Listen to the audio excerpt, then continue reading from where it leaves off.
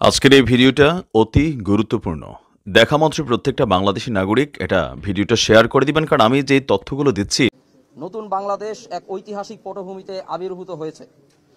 হাজারো শহীদ ও আহত যোদ্ধাদের আত্মত্যাগের স্বীকৃতি ও জন আকাঙ্ক্ষার দলিল স্বরূপ জুলাইয়ের ঘোষণাপত্র অত্যাবশ্যক ছিল। এই ঘোষণাপত্র প্রণয়নের ঐতিহাসিক দায় জুলাই গণ অভ্যুত্থানের নেতৃত্বদানকারী সংগঠন বৈষম্য বিরোধী ছাত্র আন্দোলনের ওপর বর্তায়। নানা প্রতিকূলতা সত্ত্বেও আমরা বৈষম্য বিরোধী ছাত্র আন্দোলন বাংলাদেশের ছাত্র জনতার পক্ষে এই ঐতিহাসিক ঘোষণাপত্র প্রণয়ন ও ঘোষণার দায়িত্ব গ্রহণ করেছি।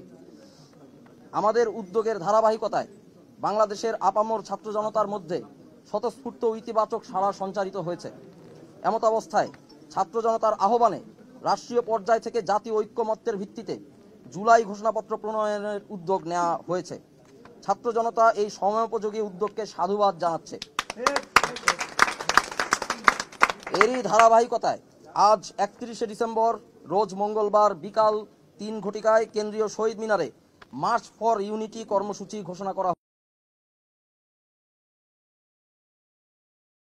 প্রতি আমাদের উদাত্ত আহ্বান, আপনারা যে উদ্দীপনায় সংগঠিত হয়েছেন তারই ধারাবাহিকতা বজায় রেখে আগামীকালের কর্মসূচিতে স্বতঃস্ফূর্তভাবে অংশগ্রহণ করবেন। বার্তা প্রেরক বৈষম্য বিরোধী ছাত্র আন্দোলন। কর্মসূচি 31 ডিসেম্বরই শুরু হবে সকাল থেকে। 31 ডিসেম্বর বিকাল 3টায় শহীদ মিনার। জি আজকে আচ্ছা, বিকাল 3টে সারা দেশে যে মানুষজন আসছে তাদের নিয়ে যে ঘোষণাপত্রের কথা আপনারা বলেছেন সেই ঘোষণাপত্রে সরকার কত তারিখের মধ্যে সরকার প্রকাশ করবে, এবং সেখানে আপনারা যেটা বলেছেন যে মুজিববাদী সংবিধানের কবর দিতে আপনারা চান, ওই বিষয়টার রিফ্লেকশন কতটা হবে? আমরা এই বিষয়গুলো নিয়ে আমরা শহীদ মিনার গণ অভ্যুত্থানে অংশগ্রহণকারী সকল পক্ষ মতের নিজস্ব প্রস্তাবনা থাকতে পারে, নিজস্ব মতামত থাকতে পারে, আমাদের আছে, আরও অনেকের থাকতে পারে। যেহেতু নেতৃত্ব দানকারী হিসেবে বৈষম্য বিরোধী ছাত্র আন্দোলন একটি মঞ্চ হিসেবে, আন্দোলনের মঞ্চ হিসেবে আবির্ভূত হয়েছে, তাই আমরাই এই জুলাই গণ অভ্যুত্থানের ঘোষণাপত্র প্রণয়নের উদ্যোগটি নিয়েছি। তার পরিপ্রেক্ষিতে ঘোষণাপত্র যেহেতু রাজনৈতিকভাবে গণ অভ্যুত্থানে অংশগ্রহণকারী সকলকে এখানে অংশগ্রহণ থাকতে হবে এবং সরকারের পক্ষ থেকে হতে হবে, সেটা আমরা আদায় করতে পেরেছি, অর্থাৎ শেষ পর্যন্ত তা হচ্ছে। আমরা যারা অভ্যুত্থানে অংশগ্রহণ করেছি সকলে বিপ্লবী হিসেবে স্বীকৃতি পেতে যাচ্ছি। সেই জায়গা থেকে আমরা আগামীকালকে মার্চ ফর ইউনিটি ঘোষণা করেছি। আমরা সবাই ঐক্যবদ্ধ হব আমাদের যে জাতীয় ঐক্যমতের ভিত্তিতে। জি, আগামীকালকে আমরা শহীদ মিনারে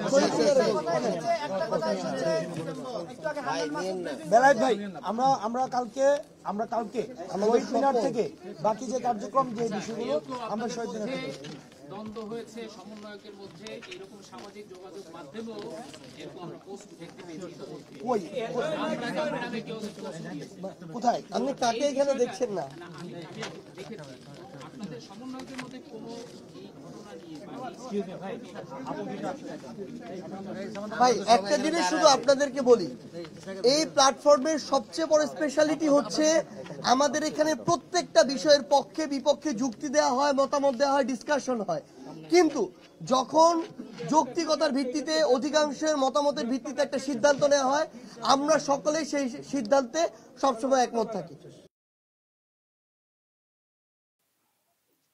কিন্তু কবরটা কি হবে, কবরের খবরটা কি, তার উত্তর কিন্তু আর দেননি সেই অর্থে এই বৈষম্য বিরোধী ছাত্র সংগঠনের সমন্বয়করা। প্রিয় দর্শক, আমি শফিকুল ইসলাম এবং আপনারা দেখছেন আরামবাগ টিভি।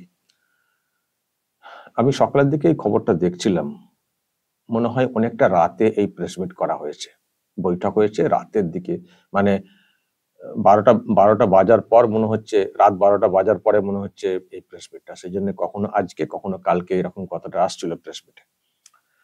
দর্শক, আপনারা দেখেছেন আমি গতকালকে একটা করেছিলাম যে ইনারা ঘোষণা করেছিলেন যে 31শে ডিসেম্বর মানে আজকে 3টের সময় শহীদ মিনার চত্বরে ওখানে মুজিববাদের কবর ঘোষণা করবেন, মানে কবরস্থ করবেন, মুজিববাদের সংবিধানের কবর দেওয়া হবে, এমনই একটা ঘোষণা করা হয়েছিল।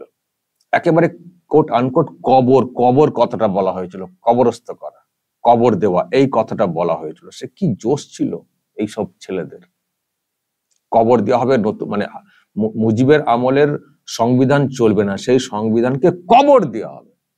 আমি বলেছিলাম এই আবার কি কথা, কবর, সংবিধানকে কবর দিয়ে চলবে কি করে? দেশটা যে এখন যে চলছে তাও সেটাও তো সংবিধান অনুযায়ী তো চলছে, জানি না কতটা কি চলছে, কিন্তু তবুও সংবিধান না থাকলে কিছুই তো থাকবে না, কিছুই তো থাকবে না সংবিধান না থাকলে। দেশে রাষ্ট্রপতি রয়েছেন, আরো অন্যান্য রয়েছেন, তো সংবিধান কবর হঠাৎ করে আজকে 3টের সময় কবর দেওয়া হবে, কি কথা হচ্ছে? তো ওখানকার অনেকেই প্রতিবাদ করেছেন। এমনকি আমি দেখছিলাম একটা পলিটিক্যাল পার্টি যারা সঙ্গেই ছিল, বিএনপি বড় পার্টি, তারাও দেখলাম এটার বিরুদ্ধে কথা বলেছে। কিন্তু এনাদের এখন রক্ত ফুটছে, ভাবছেন বিরাট কিছু একটা করে ফেলেছি, মানে সেই 71-এর মুক্তিযুদ্ধকে ছাপিয়ে গেছেন ওনারা, এমন ভাব দেখাচ্ছেন। তো মানে ওনারাই সিদ্ধান্ত নিয়ে ফেলেছিলেন যে আজকে 31শে ডিসেম্বর 3টের সময় মুজিবের যে সংবিধান সেটাকে একেবারে কবর দিয়ে দেব। তো আমি বলেছিলাম এই খবরটা করার সময়, কবর মুজিববাদের সংবিধানের কবর দেবেন নাকি নিজেদের কবরটা খুলবেন? যে ঘোষণা করেছেন দেশের মানুষ সাপোর্ট করবেন তো, বা আইন এটাকে পারমিট করবে, একটা যে কোনো সিস্টেম পারমিট করবে? এত বড় কথা, কবর দিয়ে দেওয়া। সংবিধানের কোনো অংশ পছন্দ না হলে সেটাকে সংশোধন করা যায়, এবং সেটা সংশোধন করতে গেলেও একটা পার্লামেন্ট লাগে, একটা লাগে, তো হুট করে তো হয় না। ঠিক আছে, নতুন সরকার আসবে, যেটা বলা হচ্ছে আর কি, তো সংবিধান সংশোধন করা প্রয়োজন রয়েছে না, কবর দিয়ে দেবো ওই সংবিধান, নাকি ভারতের সুবিধার্থে সংবিধান তৈরি করা। আমি দর্শক আজকে আরো একবার শোনাই আপনাদেরকে, কি গরম ছিল কথাতে, কি আওয়াজ ছিল। এখন তো দেখছি মিটিং এর পর সব মিউ করছেন, আর কবরের কথাটাই আসছে না। কি বলছেন না, আমরা করবো প্রোগ্রামটা, মানে প্রোগ্রামটা রেখেছেন 3টের সময়, সেটা হবে মার্চ ফর ইউনিটি। আসলে ইউনিটিতে তো মানে ফ্যাকশন চলে এসেছিল, ঐক্যের মধ্যে তো বিভাজন চলে এসেছিল। মানে এনাদের বক্তব্যে এরকম আগ্রাসন, এই ধরনের মানে অহংকারী বক্তব্য, এইসব শুনে তো যে ইউনিটি, যারা একসঙ্গে মুভমেন্ট করে হাসিনাকে সরিয়েছেন, তাদের মধ্যে তো বিভাজন চলে এসছে। এখন আবার সেই প্রোগ্রামটা বাদ দিয়ে মানে নিজেদের ব্র্যান্ডিং চেষ্টা করছিলেন, যেন আমরাই সবকিছু করেছি। তো যখন দেখছেন একেবারে চতুর্দিকে সমালোচনা শুরু হয়ে গেছে, সমন্বয়কদের মধ্যে গন্ডগোল শুরু হয়ে গেছে, এখন আবার বলছেন চলো ভাই একসঙ্গে আসি, মার্চ ফর ইউনিটি প্রোগ্রামটা হবে, ঘোষণা করেছেন 3টের সময় প্রোগ্রামটা হবে মার্চ ফর ইউনিটি। ওই কবর আর কোনো খবর নেই। আমি দর্শক আপনাদেরকে কালকে আমি যেটা শুনিয়েছি, যদিও আগের দিনের, সেদিনের গলার আওয়াজটা আমি আপনাদেরকে একটু শোনাবো। সেদিন এই যে সমন্বয়কদের গলার আওয়াজটা, একটু ওয়েট, আমি আপনাদেরকে একটু শোনাই কিরকম আওয়াজ দিয়ে বলছিলেন কবর দিয়ে হবে, কবর দিয়ে হবে। শুনুন। বেটার লেট দেন নেভার। এই যে আমরা ঘোষণাপত্র, আমাদের অভ্যুত্থানের, আমাদের বিপ্লবের যে ঘোষণাপত্রটি, সেটা আমাদের 5 আগস্টই হওয়ার উচিত ছিল। আপনারা দেখেছেন এটি না হওয়ার কারণে এই যে ফেসিবাদের পক্ষের যে শক্তিগুলো সর্ব জায়গাতে, মিডিয়াতে, বুদ্ধিজীবী পাড়ায়, তারপর হচ্ছে আমরা যাদেরকে উৎখাত করেছি বিদেশে বসে, তারা ষড়যন্ত্র করেই যাচ্ছে এবং এটা এক ধরনের লেজিটিমেসিকে প্রশ্ন করছে। 2000 ঊর্ধ্ব শহীদ এবং 20,000 ঊর্ধ্ব আহতদের রক্তের উপরে দাঁড়িয়ে তারা এই অভ্যুত্থানের লেজিটিমেসিকে প্রশ্ন করছে। আপনারা জানেন যে জুলাই অভ্যুত্থান, যে গণ অভ্যুত্থানটি হয়েছে, এই গণ অভ্যুত্থানের মধ্য দিয়ে মানুষ 72-এর মুজিববাদী সংবিধানের বিপরীত অবস্থান নিয়েছে। এই যে মানুষ 72-এর মুজিববাদী সংবিধানের বিপরীত অবস্থান নিয়েছে, এটির একটি লিগ্যাল ডকুমেন্টেশন থাকা উচিত।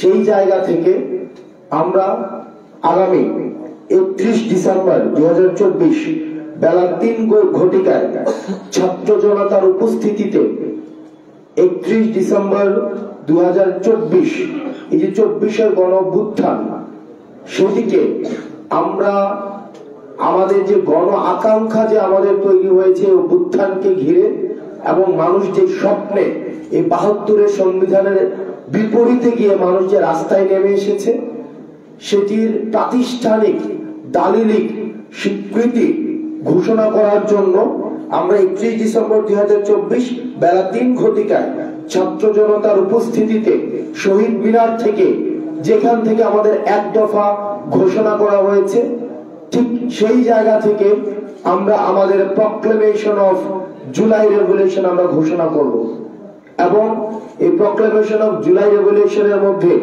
আমাদের পরবর্তী বাংলাদেশের স্বপ্ন, আকাঙ্ক্ষা, অভিপ্রায়, লক্ষ্য এবং ইস্তেহার সেখানে হচ্ছে লিপিবদ্ধ থাকবে। এটি কোনো দলের কোনো প্রক্লেমেশন না, এটি নির্দিষ্ট কোনো শ্রেণীর প্রক্লেমেশন না, বরং আমাদের এই যে ঐতিহাসিক যে আমরা প্রতারিত একটি প্রজন্ম, ঐতিহাসিক ভাবে আমাদের যে স্বপ্নগুলো ঐতিহাসিক বিভিন্ন স্তরে স্তরে আমাদের বঞ্চিত হয়েছে, আমরা প্রতারিত হয়েছি, এই প্রক্লেমেশনের মধ্য দিয়ে আমাদের এই বঞ্চিতের ধারাবাহিকতা যেন আর না থাকে এবং আমাদের গণমানুষের আশা আকাঙ্ক্ষার যেন প্রতিফলন ঘটে, সেটির একটি ইস্তিহার জনগণের সামনে, জাতির সামনে সেখানে ঘোষণা করা হবে।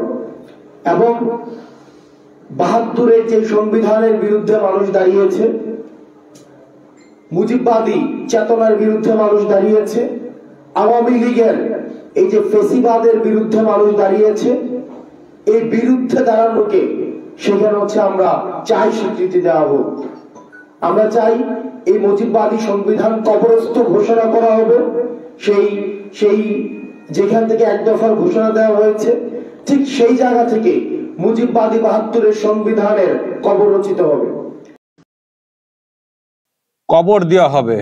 একেবারে কোট আনকোট এই কবর কথাটা ওনারা বলেছিলেন। আজকে বলছেন না, সরকার উদ্যোগ নিচ্ছে, এটা করবে, ওটা আমরা এখন আর করছি না, আমরা মার্চ ফর ইউনিটি করছি। তবে আমরা যে দাবিটা তুলেছিলাম সেটাকে সরকারও স্বীকৃতি দিচ্ছে, তারা মেনে নিয়েছে। সরকার কি ঘোষণাপত্র, সরকার তো সরকার মানে কোনো পার্টি ইত্যাদি তাদের মতো করে বলে, সংগঠন বলে, সরকার তো যেটা করবে সেটা বলবে।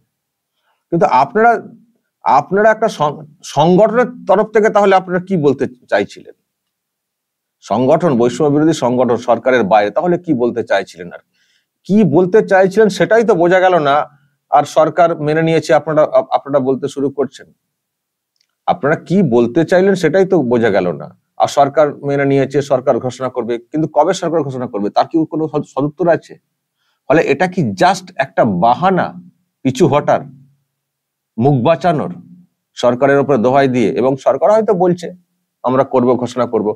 কি করবে, কবে ঘোষণা করবে? সরকার তাহলে বলুক সংবিধানের কবর দিয়ে দেবো। সরকার আপনারা যে কথাটা বলেছিলেন আগের দিনে, কবর দিয়ে দেবো, তাহলে সরকারকেও বলতে বলুন কবর দিয়ে দেবো। এই কথাটা দেখি কত বলতে পারে, কবর দিয়ে দেবো সংবিধান কবর দিয়ে সরকার চলবে। আর ঘোষণাপত্র কি ঘোষণাপত্র? অ্যাকচুয়ালি দর্শক, যেটা মোদ্দা কথা, এটা নিশ্চয়ই আপনারা বুঝতে পেরেছেন, জাস্ট পিছু হটা। অনেক আবেগ দেখিয়ে অনেক কথা বলে ফেলেছিলেন, এখন পিছু হটতে হবে। আবার প্রোগ্রাম ঘোষণা হয়ে গেছে, প্রোগ্রামটা একেবারে স্থগিত করে দিলে সমস্যা। চলো প্রোগ্রামের নাম পাল্টে দাও, মার্চ ফর ইউনিটি করে দাও। আর ইউনিটি করতেও হবে, কারণ এখন তো ফ্র্যাকশন তৈরি হয়ে গেছে এই ঘোষণার পরে। আসলে এই অংশের ছেলেরা, এই নেতারা, অনেকে বলছেন, যারা ধরুন একসঙ্গে মুভমেন্টে ছিলেন, তারাই বলছেন অনেকে, যে এরাই আমাদের সবকিছুকে মানে ভেঙে চুরমার করে দিচ্ছেন। তাদের নিজস্ব কোনো একটা ভাবনা হয়তো আছে, নিজেদেরকে এত বিরাট মনে করছেন যে পুরো ইউনিটি যেটা, সেটাই নষ্ট হয়ে যাচ্ছে। আসলে এটাই হওয়ার কথা। তো এই ইউনিটি তো এক থাকার কথা না। যেভাবে চলছে এই ইউনিটি এক থাকার সম্ভব না। আমি বলেছিলাম দর্শক, দেখবেন নিজেদের মধ্যে খেয়ে হবে। হাসিনাকে সরিয়ে শান্ত সবকিছু হয়ে গেল, এ না, এরপরে অনেক খেলা বাকি আছে বাংলাদেশে। এটাও তো আমি তা আগে বলেছি, আজকেও বলে দিচ্ছি, এটাও শুনবেন আগামী দিনে। ইউনূস হটাও, এই আওয়াজে শুনবেন। এই আওয়াজ কারা তুলবেন? হাসিনার লোকের আওয়াজ তুলবেন না, ওনারা তো তুলছেন, এখন থেকে তুলছেন, ওনাদের একটা অন্য পলিটিক্যাল এজেন্ডা আছে। কিন্তু যারা হাসিনাকে সরিয়ে যারা সবাই একসঙ্গে ইউনূসকে বসালেন, তাদের একটা অংশের তরফ থেকেও দেখবেন এই স্লোগান উঠবে, ইউনূস হটাও, সমন্বয়ক হটাও, উপদেষ্টা হটাও। দেখবেন আগামী দিন এই হবে। এইভাবে সরকার চলে না, এইরকম ভাবে। দর্শক বলুন যদি আপনাদের কিছু বলার থাকে, এবং বাংলাদেশের লোকেদের মতামত দেখতে চাই, জানতে চাই আপনাদের কি বক্তব্য। সমন্বয়করা যা সব করছেন, এটা কি আপনারা কি বলবেন? পিছু হটা বলবেন, নাকি ওনারা যে দাবি করছেন আমাদের কথা মেনে নিয়েছে সরকার, সেই মতো উদ্যোগ নিচ্ছে, কি বলবেন? এটা কি মুখ রক্ষার বক্তব্য, নাকি ওনাদের দাবিগুলো ঠিক?